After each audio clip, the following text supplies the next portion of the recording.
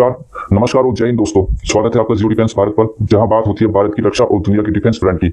तो चलिए शुरू करते हैं आज का स्ट्रेटेजिक अपडेट। और आज हम बात करने वाले हैं दुनिया की सबसे खतरनाक लेकिन सबसे कम समझे गए हथियार सबमरीन्स के बारे में, और उस धमाकेदार ऑफर के बारे में जो रशिया ने भारत को दिया है। सोचिए एक ऐसा हथियार जिसे ना तो सैटेलाइट पकड़ सकती है, ना रडार, ना ही आपकी आंखें देख सकती हैं, लेकिन वो हथियार समुद्र की गहराई से चुपचाप हजारों किलोमीटर का सफर तय करता हुआ कब आपके देश के गेट पर आकर खड़ा हो जाए और आपको पता भी न चले। और ऐसा ही कुछ खास ऑफर भारत को रूस की तरफ से देखने को मिला है, जो भारत की न सिर्फ नेवल ताकत को एक झटके में बढ़ा सकता है, बल्कि क्रूज मिसाइल जैसी कैपेबिलिटीज को भी बढ़ा सकता है, और वो भी सबमरीन्स के साथ। लेकिन क्या भारत को ये ऑफर स्वीकार कर लेना चाहिए या हमें अपने दम पर सुपर पावर बनने की तरफ अग्रसर होना चाहिए?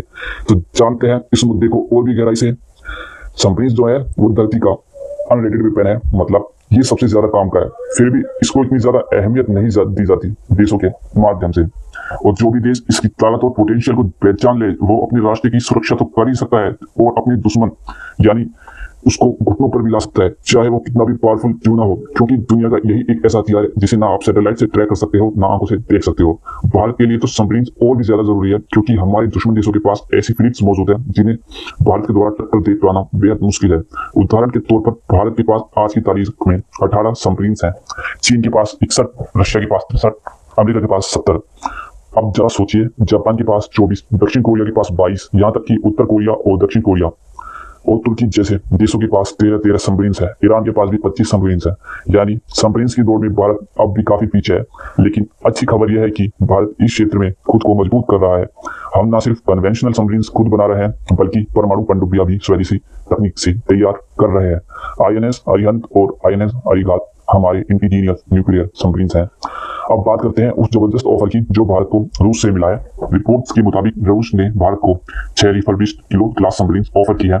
रशिया के पास पहले से ही 63 सबमरीन्स है, लेकिन आर्थिक संकट और हाई ऑपरेटिंग कॉस्ट की वजह से वह इन 6 पनडुब्बियों को बनाए रखना नहीं चाह रहा, जिसकी वजह से अगर भारत ये सबमरीन्स खरीद लेता है तो रूस एक और बड़ा तोहफा देगा, नोविएटर कैलिबर क्रूज मिसाइल। ये मिसाइल करीब 2000 किलोमीटर की रेंज वाली बेहद खतरनाक मिसाइल्स हैं, जो चीन जैसे बड़े दुश्मन के देश के खिलाफ गेम चेंजर साबित हो सकती है। अब बात करते हैं क्वांटिटी की। बात सिर्फ क्वांटिटी की नहीं, क्वालिटी की भी है। कैलिबर क्रूज मिसाइल भारत की समुद्री ऑफेंसिव क्षमता को कई गुना बढ़ा सकती है।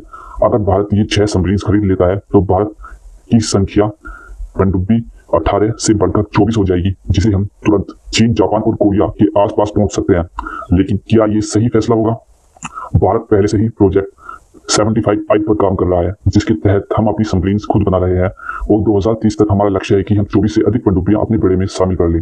इसके अलावा भारत ने इंफ्रास्ट्रक्चर में भारी निवेश किया है ताकि सबमरीन्स की प्रोडक्शन रेट को तेजी से किया जा सके। अब भारत की कोशिश है कि हर साल 5 से 7 सबमरीन्स पैरेलल में तैयार हो और हम 30 से 40 पनडुब्बी की संख्या तक जल्द से जल्द पहुंच सके। और इतना ही नहीं, भारत अब सबमरीन्स बेचना भी चाहता है, क्योंकि सबमरीन्स मार्केट अरबों डॉलर का है। ऑकस के तहत अमेरिका और यूके ने ऑस्ट्रेलिया के साथ सबमरीन्स डील किया है, जिसकी वैल्यू $90 बिलियन। इतना पैसा दुनिया की 50-60 देशों की GDP से भी ज्यादा है। तो भारत सिर्फ खरीदार नहीं, एक एक्सपोर्टर बनने की दिशा में बढ़ रहा है। और यही वजह है कि भारत रूस की इस डील में ज्यादा इंटरेस्टेड नहीं दिखा रहा है, क्योंकि एक सुपर पावर हमेशा दूसरों पर निर्भर नहीं रहता, वो अपने हथियार खुद बनाता है और दूसरों को बेचता भी है।